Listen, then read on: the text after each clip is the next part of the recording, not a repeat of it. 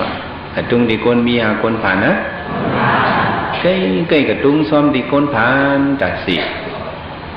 มีปอกหนึ่งคนสิจาดังนั่งสุสาตาคนอินเลยดังนั่งสุสาตาเนี่ยสัมผานเฮ็ดผู้เท่านายเท่าเฮ็ดก้นผ่านเนี่ยก็เฮ็ดเฮือนอ่อนตีซุ่มอ่อนดี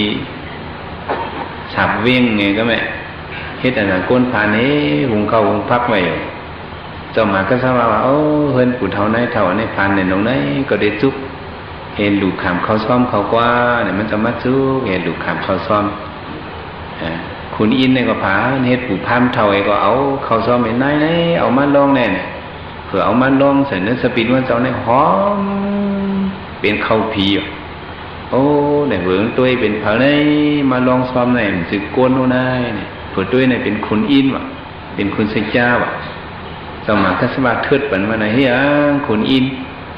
เมื่อมันหลับเอากู้สู่โกนผ่านนิสังไงวะเมื่อสมมติอะไรเป็นคุณเซจ้าคุณอินเมื่อดึงมาหาหลับเอา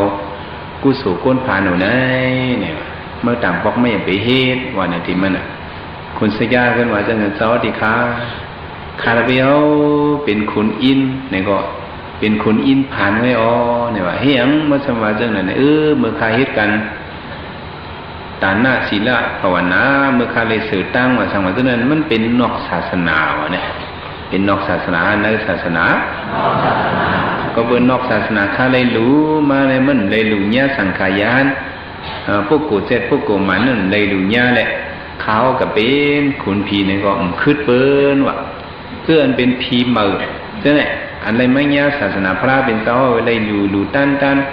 ดูกันนึ่งอิดนึ่งออดก็ในกอดตูเขานั่นเฮ้อดีคาร์ดเปอตั้งกินตั้งเยี่ยมเขาตีอยู่ตั้งเศร้าเขาในเข้มมีคาร์ดเปอก็เปิดในคาก็